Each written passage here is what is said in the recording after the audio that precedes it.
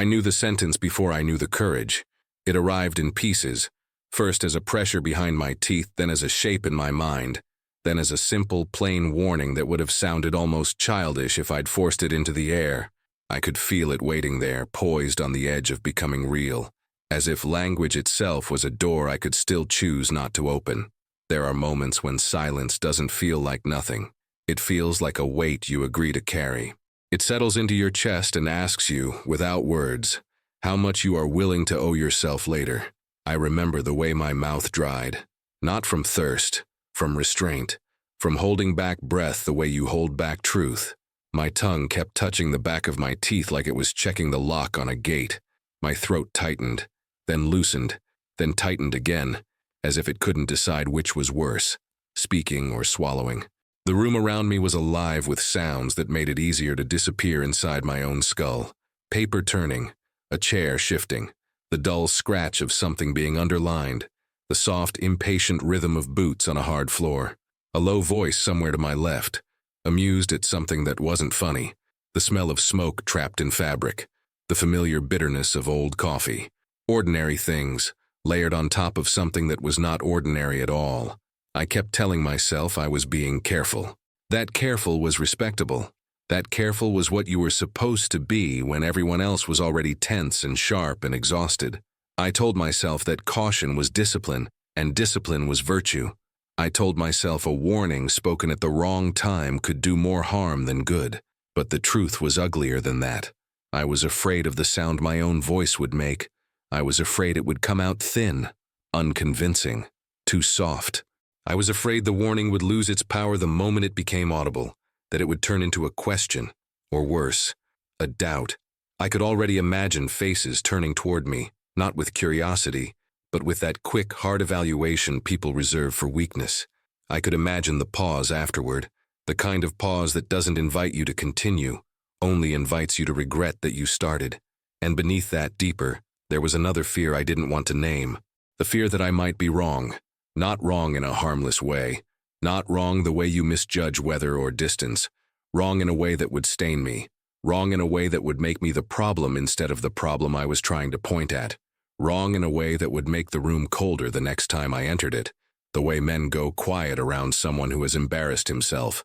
My hands look steady if you didn't study them, if you didn't see the slight tension in my fingers, the way they kept pressing into my palm as if I needed pain to anchor me. I held them together, then separated them, then held them together again. I kept my eyes on the things in front of me so I wouldn't meet anyone's gaze long enough to be asked a question. Because if someone asked me directly, I might have answered. That was what frightened me the most, that the warning didn't need bravery so much as an opening, a small invitation, a moment of attention, the simple, devastating permission to speak. But no one looked at me like that. No one asked. The air itself seemed arranged to prevent interruption. Everything moved forward on invisible rails, with the inevitability of decisions being made by people who had already decided. I watched the way certainty travels between men, without having to be said aloud. I watched how a nod could close a discussion, how a silence from the right person could be more final than any order. And the warning stayed where it was, hot and trapped like something alive. It wasn't a grand speech, it wasn't even complicated. It was only a small sentence, the kind you could say in a breath, the kind that might make someone stop and listen, if only for a second, the kind that might buy time, the kind that might change the angle of a thought. I kept waiting for the perfect moment, the polite moment, the moment when my voice wouldn't sound like an intrusion. But the perfect moment never comes when what you're about to say threatens the comfort of certainty. Each second that passed made the sentence heavier, not because it grew longer, but because it grew more expensive. Because once you wait long enough, speaking isn't just speaking. It's an accusation, it's a challenge, it's a disruption, it's a declaration that you believe you see something others do not, and that you believe that matters. The space between my lips felt like the thinnest boundary in the world, and yet I treated it like a wall. I told myself I would speak in a minute. I told myself I would speak after this part, after that nod, after that page, after that sentence from someone else that never ended. Then something shifted, not outside but inside me, a subtle surrender, the kind you don't announce, the kind you make without realizing you've made it until it's done. My jaw relaxed. My breath evened out. The warning didn't vanish. It simply stopped pressing forward. It retreated slowly, like a tide pulling back from shore, leaving the sand smooth again as if nothing had been there. And in that quiet retreat, I understood something with a clarity that made me feel sick. I wasn't still deciding. I had decided, and I stayed silent. The structure around me had been built long before I entered it, and it did not bend for individual thoughts. It was a world arranged in layers, voices stacked atop voices, authority flowing downward in narrow channels, leaving little room for anything to rise back up. You learned this without being taught. You felt it in the way conversations stopped when certain footsteps approached, in the way questions were phrased as confirmations, not challenges. Days followed a rhythm that discouraged reflection. Wake, report, wait, receive, execute. Each action had its place, and each place had its limits. Words, like everything else, were expected to stay within assigned boundaries. You could speak about what was in front of you, what was already acknowledged, what fit neatly inside the existing picture. Anything beyond that, anything that threatened to redraw the picture, felt out of bounds even if no one said so aloud. I was close enough to hear the discussions, close enough to see how decisions were shaped before they hardened, not close enough to shape them myself. My role placed me just inside the circle of awareness but outside the circle of influence. I existed in that narrow margin where understanding does not equal permission.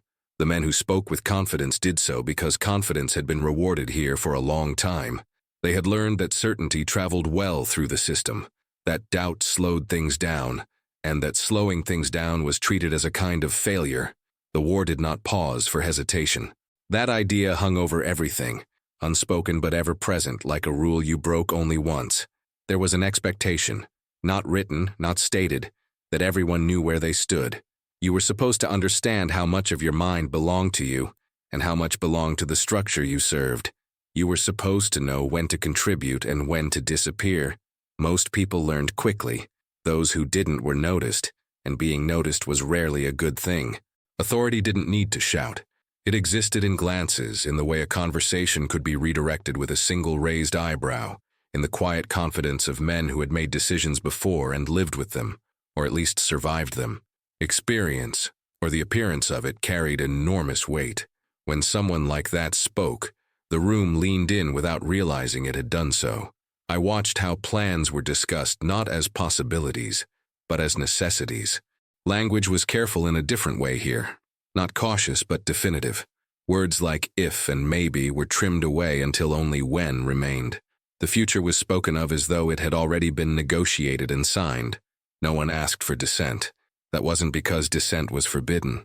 It was because dissent was understood to be a burden. To object meant more than disagreeing. It meant assuming responsibility for delay, for confusion, for whatever consequences followed the interruption. It meant stepping out of line and asking others to adjust around you. I had seen what happened to men who did that. Not dramatically, not publicly. They weren't punished in ways that made stories. They were simply moved, reassigned, no longer invited into certain rooms.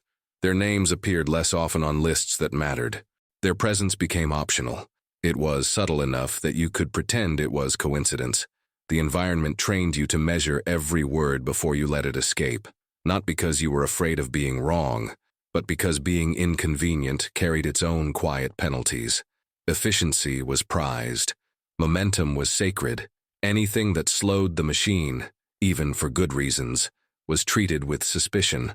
I had learned to listen more than I spoke. That skill had kept me safe. It had also made me invisible in ways that were useful. People spoke freely around those they didn't perceive as obstacles. That was how I came to understand what was unfolding. Not all at once, but in fragments. Overheard remarks, changes in tone, the tightening of timelines. The hierarchy did not demand silence outright. It made silence feel natural. It wrapped it in professionalism, in discipline, in loyalty. Speaking up was framed as something you did only when absolutely necessary, and absolutely was defined by those at the top, not by those who noticed problems forming at the edges. Fear was not loud here. It didn't announce itself as terror.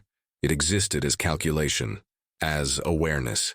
As the constant mental arithmetic of weighing consequences, you could see against consequences you could only imagine. You learned quickly which risks were acceptable and which ones followed you.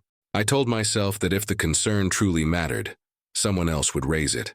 Someone with standing, someone whose voice wouldn't sound like an interruption, someone who had earned the right to slow things down. That belief was comforting. It allowed me to fold my awareness back into routine, to become part of the background hum of activity rather than a source of friction. It allowed me to believe that responsibility flowed upward, not sideways. And yet, each time the subject surfaced again, each time the discussion brushed against the edge of what I feared, I felt the same tightening in my chest, the same sense that something important was being stepped around rather than addressed. But the structure held. The routine continued. Orders moved smoothly from mouth to paper, from paper to action, and I stayed where I was, close enough to understand, far enough to remain quiet. The silence did not come easily. It had to be defended, argued for, rehearsed inside my own head. Every time the thought returned, it brought with it a new version of the same question. What exactly do you think will happen if you speak? And every time the answers multiplied faster than I could control them. I told myself I was being rational, that this was not fear, but restraint, that there was a difference. Fear was impulsive, I said. Fear panicked. What I felt was measured, calculated, appropriate. That distinction mattered to me, because it allowed me to keep my self-respect intact while doing nothing. Still, the thought would not leave me alone. It returned at the most inconvenient moments, when I was supposed to be listening, when I was supposed to be taking notes, when my attention should have been on the surface of things instead of what lay beneath. It crept in quietly, a low, persistent pressure, like a sound just below the range of hearing. I would catch myself staring at nothing, replaying the same few sentences over and over, adjusting their wording, softening them, sharpening them, trying to find a version that would not sound like an accusation, because that was what I feared most, that my warning would be heard as blame. I imagined opening my mouth and watching the room change, not violently, not dramatically, just enough. A pause, a shift of weight, eyes lifting, then narrowing. I imagined the subtle recalibration as others decided whether what I was saying was useful or disruptive, whether I was contributing or posturing, whether I understood my place. In those imagined moments, I always spoke too late, or too early, or in the wrong tone. I could never find the version where the words landed cleanly and stayed there, undeniable. In every rehearsal, there was always something I wished I had said differently, some emphasis misplaced, some hesitation that betrayed me. I told myself that if the danger were truly obvious, it wouldn't need me. It would announce itself. It would demand attention. The fact that it remained quiet, theoretical, half-formed, surely that meant it wasn't solid enough yet. Surely it meant more observation was needed, more certainty. Certainty became my refuge.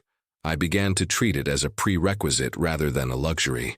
I told myself that speaking without absolute certainty would be irresponsible, that raising concern based on intuition or incomplete understanding could create confusion where none was needed. I told myself that restraint was a form of discipline, and discipline was survival. But the truth was that certainty never arrived. The situation did not resolve into something simple and undeniable. It stayed complicated, ambiguous, exactly the kind of thing that slips through systems built to act quickly, rather than reflect deeply. There were moments, brief, sharp ones, when I nearly betrayed myself. A sentence would form so clearly that it startled me. I would feel my breath change, my posture adjust, as if my body were preparing to speak without waiting for permission from my mind. In those moments, I would glance up instinctively, searching for someone, anyone, who looked uncertain enough to receive the thought. Sometimes I thought I saw it, a flicker of hesitation in someone else's eyes, a question left unfinished.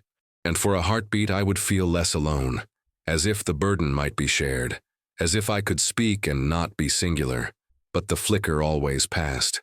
The other man would nod, or look away, or busy himself with something in front of him, and I would tell myself that I had misread it, that I had projected my own doubt onto him because I wanted confirmation.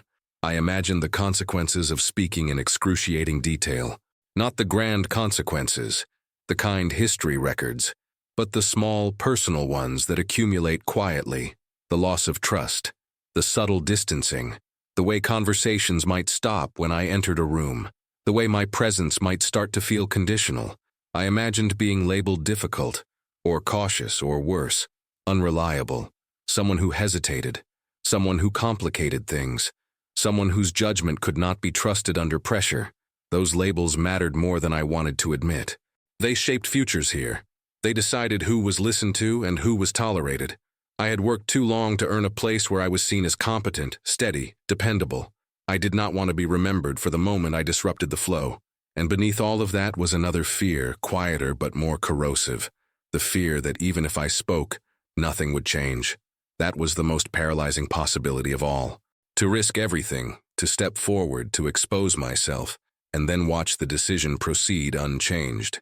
To realize that my warning had been heard and dismissed, that the machine could absorb my objection without slowing, leaving me altered and untouched. In that scenario, silence seemed almost merciful. At least in silence, I could pretend my responsibility was limited, that my role was observational, not moral, that I was a witness, not a participant. I began to rationalize my position in ways that felt increasingly elaborate. I told myself that hierarchy existed for a reason, that those above me had access to information I did not, that they had already considered the risks I was worrying over and judged them acceptable.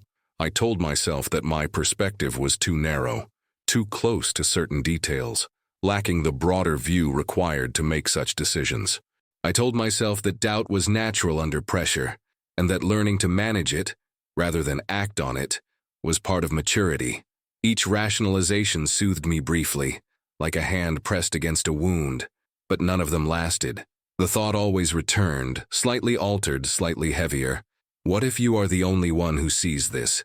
I never answered that question directly. I circled around it, stepping carefully, as if it might explode if approached head-on. I preferred to think in terms of probability, of likelihood, of the odds that someone else would intervene, the odds that events would correct themselves, the odds that I was overestimating the danger. I clung to those odds because they allowed me to wait. Waiting became my strategy. I waited for confirmation, I waited for contradiction, I waited for someone else to say what I would not, and each time nothing happened, waiting felt justified, until it didn't. The silence grew heavier, not because it was forced, but because it was maintained. Each moment I chose not to speak reinforced the next. Each withheld word made the next one harder to release. The warning began to feel less like something I possessed, and more like something I was hiding. And the more I hid it, the more it felt like it belonged to me alone. By the time I realized how deeply I had buried it, the thought of digging it back up felt almost impossible. The decision was not announced with ceremony. It did not arrive as a dramatic proclamation or a raised voice demanding attention. It came the way most irreversible things do, quietly, almost casually, embedded in routine. A sentence spoken in the same tone as dozens of others that day. A conclusion reached without visible strain. I felt it before I fully understood it. A tightening low in my chest, as if something had shifted out of alignment. The room seemed to narrow, not physically but in possibility. The range of what could still be changed collapsed inward, leaving only what would now be carried out. Someone spoke. Others acknowledged it. Heads inclined, pens moved. The sound of agreement passed through the space like a current. And there it was. The moment I had been waiting for, and simultaneously the moment that made speaking feel impossible. The warning surged back with sudden clarity, not as a theory or a concern, but as something sharp and immediate. It no longer felt speculative. It felt present, as if it had crossed some internal threshold from thought to fact. I could feel my body react before my mind caught up. My breath caught halfway in. My jaw tightened so hard it ached. For an instant, my lips parted on their own, betraying me. The words pressed forward, urgent now, crowding the back of my throat with a heat that startled me. This was it. I knew it with a certainty I had been denying myself until then. If I spoke now, it would be disruptive. If I spoke now, it would be noticed. There would be no pretending afterward that I had simply misunderstood, or that my concern had been theoretical. This was the line. On one side, silence as it had always been. On the other, consequence. Time did not slow. It accelerated. The space between thought and action shrank until it felt suffocating. I became acutely aware of everything, of how loud my breathing sounded in my own ears, of the roughness of my tongue against dry skin, of the way my hands had curled into fists without my noticing. I imagined the sentence escaping. I imagined the interruption, the way heads would turn, the way the rhythm of the room would fracture around my voice. I imagined the brief confusion, the evaluation, the weighing of my words against the momentum already in motion, and I imagined the alternative. I imagined staying silent and letting the moment pass, letting the decision settle into place unquestioned, letting my awareness become irrelevant the instant it was not expressed. That option carried its own cost, but it was familiar. It did not demand exposure. It did not ask me to declare myself. Someone else began speaking, continuing the discussion as if nothing of significance had just occurred. That was the final pressure. The conversation moved on, carrying the decision with it, embedding it deeper with every additional sentence. I felt a sudden, irrational hope that someone would pause, that someone would sense the shift I had felt and stop, that the moment would stretch just enough for me to gather myself. No one did. The window closed not with a sound, but with a feeling, a subtle finality, like a door settling into its frame. I could still speak technically. The words were still there. But they would no longer arrive in time. They would come after. They would come too late. I swallowed.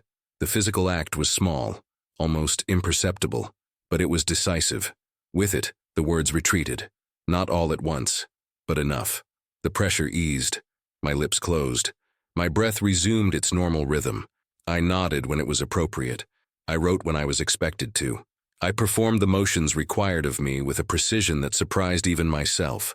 From the outside, there was nothing to distinguish me from anyone else in the room. Inside, something had been sealed off. I felt a hollow settle where the urgency had been. Not relief, not peace. Something closer to resignation. A recognition that whatever happened next would unfold without my interference. The silence had not been forced on me. I had chosen it, and once chosen, it could not be undone. The consequences did not arrive all at once. They never do. They crept in gradually, disguised as routine, wrapped in the familiar language of updates and reports. At first, everything appeared to be proceeding as intended. Movements continued. Messages were sent and acknowledged. The structure I had trusted to absorb uncertainty moved forward with the same confidence it always had. That almost made it worse, because each confirmation felt like a brief reprieve, a momentary reassurance that perhaps my fear had been misplaced. I caught myself listening for signs of disruption that never came, scanning faces for concern that didn't surface. Part of me wanted to be wrong, not just mistaken, but decisively so. I wanted the unease I had carried to dissolve into embarrassment, rather than memory. But slowly, details began to surface that did not fit as neatly as before. They arrived in fragments. A delay explained away as temporary. A change in tone during a routine exchange. A report that required clarification, then another clarification after that. Nothing alarming on its own. Nothing that demanded immediate reevaluation. But together, they formed a pattern I recognized with a tightening sense of dread. The first real confirmation came quietly. A piece of information delivered without emphasis, almost casually, as if it were no more significant than any other. I remember the way the words landed, not sharply, but heavily. They did not surprise me. They settled into place with a grim familiarity, aligning perfectly with the shape of the warning I had buried. I said nothing. I listened. I noted. I filed the information away where it joined the others. Around me, people adjusted their expectations slightly, the way one does when friction appears. Timelines were revised, assumptions softened, explanations were offered that allowed the broader narrative to remain intact. It was still possible at that point to believe the situation was under control, but the sense of inevitability grew. Not dramatic, not explosive, just persistent, like gravity asserting itself. Each update carried a little less confidence than the last. Each discussion contained pauses where certainty used to live. No one spoke of error. No one framed it that way. The language remained careful, professional, restrained. I felt a strange, hollow vindication begin to take shape inside me. Not satisfaction, never that, but recognition. The cold awareness that what I had feared was not imagined, that the danger I had sensed had been real, specific, and now unavoidable. That awareness brought no comfort. If anything, it intensified the helplessness, because now there was no moment left to speak, no decision hovering at the edge of being made. Everything was already in motion. Words at this stage would not be warnings, they would be confessions. And confessions change nothing when the damage has already begun. I watched people work harder, speak faster, search for solutions within the boundaries that had already been set. The machine responded to stress the way it always had, by accelerating, by tightening control, by demanding clarity where clarity no longer existed. There were moments when I wondered if I should say something now, not to stop what had already happened, but to explain it, to point back toward the origin of the problem, to articulate the risk that had been ignored. But even that felt futile. Worse, it felt self-serving, as if I would be speaking not to prevent harm, but to distance myself from it. To say, I saw this coming, without having done anything when it mattered. So I remained silent. As the situation deteriorated, the atmosphere changed. The easy confidence that had once filled the space gave way to something tighter, more brittle. Conversations shortened. Humor vanished. People stopped speculating about outcomes and focused instead on immediate tasks. The future narrowed to the next hour, the next update. I felt my earlier rationalizations collapse one by one. The belief that someone else would intervene. The belief that higher levels of authority had accounted for the risk. The belief that my perspective was too limited to matter. None of those explanations survived contact with what was unfolding. There were losses, not always visible, not always spoken of openly. Absences where presence had been expected. Gaps in reports that could not be explained away. The confirmation came not as a single catastrophic revelation, but as an accumulation of silence where information should have been. That silence felt different from the one I had chosen. It was heavier, more final. It carried weight that no amount of procedure could lift. I remember standing in a familiar place, listening to a summary of what was known and what was not. The words blurred together. I understood them intellectually, but my attention kept drifting inward, to the memory of that moment, the moment when my warning had still been possible. The contrast was unbearable. Everything I saw now traced itself back to that choice, not in a dramatic, accusatory way, but in a quiet, relentless alignment. The consequences did not accuse me. They did not need to. They simply existed, and in their existence they confirmed what my silence had allowed. Time did not soften it. That was the first thing I learned. I had assumed, without ever admitting it, that distance would do some of the work for me. That memory, like so many other things, would lose its sharpness once it was no longer surrounded by urgency. That the mind, merciful in its own way, would blur the edges. But this was not a memory that faded. It settled. It became part of the structure of my thoughts, as permanent as a supporting beam you stop noticing only because it is always there. Long after the noise had quieted, long after routines reasserted themselves and new concerns took their place, the moment remained exactly as it had been, not replayed dramatically, not distorted by imagination, preserved. I could still feel the position of my body when it happened, the way my weight rested unevenly, one foot bearing more than the other, the particular angle of my head, slightly inclined as if listening more carefully than usual. Even now, recalling it, my throat tightens in the same place, muscle memory outlasting context. There was no single image that haunted me, no singular sound.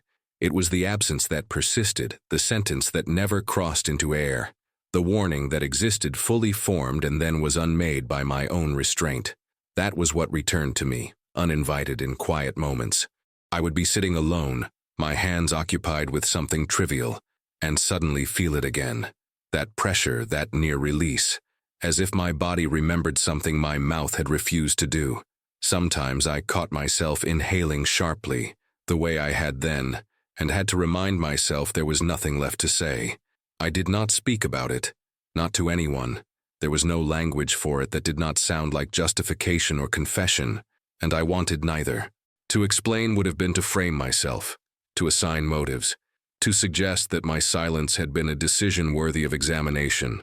I preferred it to remain unspoken, contained. But containment is not the same as resolution.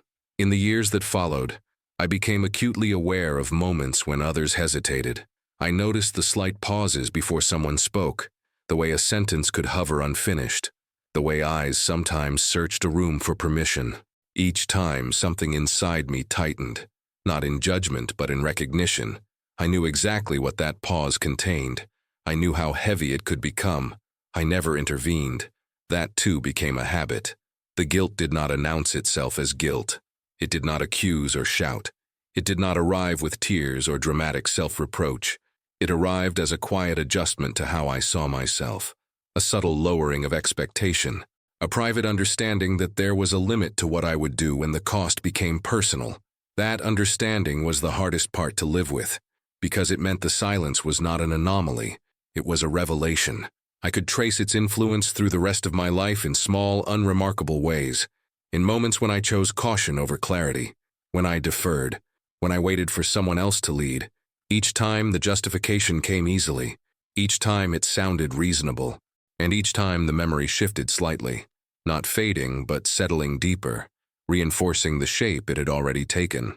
I told myself I was being realistic, that I had learned something essential about systems, about power, about how little room there is for individual conscience once momentum takes hold.